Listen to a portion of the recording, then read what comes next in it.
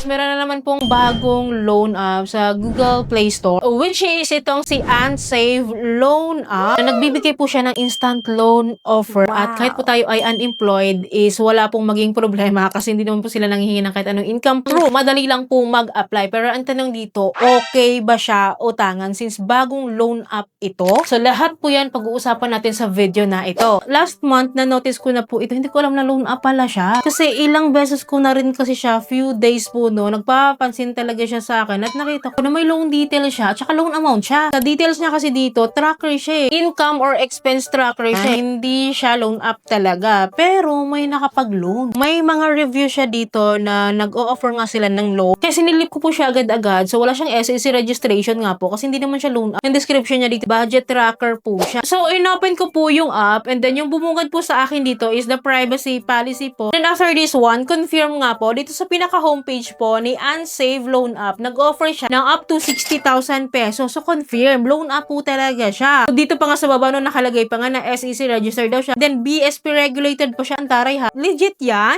Anyways po, sa hindi na po pagtatagal, kinik ko yung get credit limit. And then po, we need to input here our mobile phone number. And then, click po natin yung send para makapagbigay sila sa atin ng verification code. And to my surprise po, ang nagpadala sa atin ng OTP ay si MetaCash na naman. For you to have an idea ha, open ko tong si MetaCash ha. Ito pa yung mga recently na loan apps po na na-try ko, which is itong si Cash Twig, si More Pautang, si FinLedger, at saka si Cred Balance. Ang na-cash loanan ko po sa kanila ay si Cred Balance kasi nag-auto-disburse siya sa account ko nun. Kaya tandang-tanda ko talaga ito si MetaCash. Grabe no, ang dami niyang anak na loan app. Which is ito nga, bagong-bago, si Unsave. Anyways, wala naman akong choice kundi enter po yung verification code dito kasi yun ngayon nagpadala sa atin. And then, after po nito, meron po tayong questionnaire na sasagutan dito na up to 5. This one po is regarding lang naman po sa ating mga overdue payment daw, if may existing loan daw po tayo, kung may overdue daw po tayo, yung mga ganun lang po. And then, nilagay ko lang po dyan, no loan or zero po. Kasi kung legit po talaga sila, ma-detect po nila yon na may kautangan talaga tayo. Well, after po sa questionnaire na ito, this is followed by the ID information na at the facial recognition. Guys, for you to have an idea po, ito po yung mga IDs po na nire-require po nila. So, any government ID po na nakalista po dito, no, isa lang po yung pipiliin natin dyan. For me po, I choose my PhilHealth lang po, no, and then pipicturean din po natin yan right away and then followed by the facial recognition po. So, kapag kinlik po natin yung confirm dyan sa baba po, lalabas po yung details ng ating ID, like our ID number and full name. So, kapag okay yan and confirm yan na tama naman po, so proceed tayo sa next step. Dito po sa next step, guys, is I need to provide the basic information po including my gender, my email, birthday, educational level, marital status, number of children. Dito sa baba is the employment information na po. So, under na employment information, nandito po sa employment status. And don't worry guys, no, ito yung mga pagpipilian nila. So, kahit po tayo ay unemployed student, no, and of course self-employed at employed individuals is okay lang po kasi nag-a-accept naman po sila. At hindi po sila nanghihingi ng kahit anong income proof or income documents. Well, kahit naman kasi ano yung piliin natin dito, kahit po tayo ay unemployed, we need to provide pa rin naman po yung ating monthly income, work experience, industry, current address. So, walang pinagkaiba, no? So, anyways, kailangan natin tong fill upan talaga. Well, after filling this one po, this is followed by the emergency contact po. So, dalawa po yung hinihingi nila dito. At ito po is manually fill up po siya, no? So, i-input natin yung mobile phone number po ng ating contact reference. Well, after po nito, move on tayo sa next step, which is the bank information or the bank account na po or the withdrawal or the disbursement info po ito, no? So, pipili tayo either bank card or e-wallet. And for me, guys, kapag mga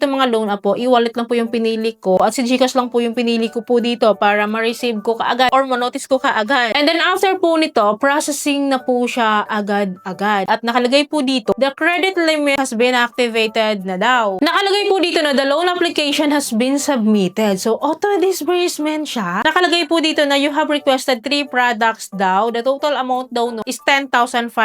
Once formally approved, the exact amount will be automatically transferred to your account. So, auto-disbursement ito. Kahit hindi ko siya i-confirm, no? So, ganito talaga yung atake ni MetaCash talaga. Kahit kay Cred Balance dati, kay FinLedger, kay More Pautang, kay Cash Twig, ganito talaga ang atake niya. Auto-disbursement siya. Kaya nga, di ba na-biktima ko kay Cred Balance talaga dati na nag-auto-disburse ba naman siya sa account ko? Well, anyways, no, ito yung loan offer nila sa akin. I-back lang natin. Nandito sa likuran niyan. Ito yung loan offer niya sa akin, guys, no. Sabi niya, 3 loan products daw yung na-approve sa akin. Ito nga yung si Quick Pesa, si Paymatic, at saka si FlexiFund. Bubuksan natin isa-isa ha yung kanilang offer at nakalagay nga po dito, no, meron silang service fee isa-isa. Bawat offer niya sa akin naman is 3,500 pesos. So, tatlo sila. Kaya nga po pala talaga nag-total siya ng 10,500 pesos dito. Dito po, hindi ka pwedeng makapamili na isa lang yung ika-cash loan mo. Hindi ganon. Tatlo talaga sila. Set sila. Makikita natin dito, pare-parehas lang naman sila ng laman. Which is pare-parehas silang may service fee na 1,225. So, kung ibabawas sa every 3,500 na loan offer natin dito. So, magkano na lang yung matitira natin? Kasi for sure, hindi siya buong matatanggap. Kasi nga, na-experience ko na nga kay Credit Balance, hindi ko buong natanggap talaga yung kay loan offer doon. Nagulat talaga ako. Buti na lang that time, 1,000 lang yung approve sa akin at ang natanggap ko at nun is 600 plus lang. Ganun siya kalala, guys. And then 7 days to pay lang yun. Kaya I believe na ito din ay 7 days to pay lang din siya since hindi naka-declare dito, hindi naka-indicate dito kung kailan yung due date natin. Magulo siya actually, guys, no? Kasi hindi siya masyadong transparent. Hindi natin alam magkano talaga yung buong ma-receive po natin since tatlong loan products yung in-approve niya sa akin. Yung in-offer niya po sa akin. At nagulat nga po ako dito dahil naka-processing na siya, naka-under review na po siya. Antayin ko kung kailan ko siya ma-receive sa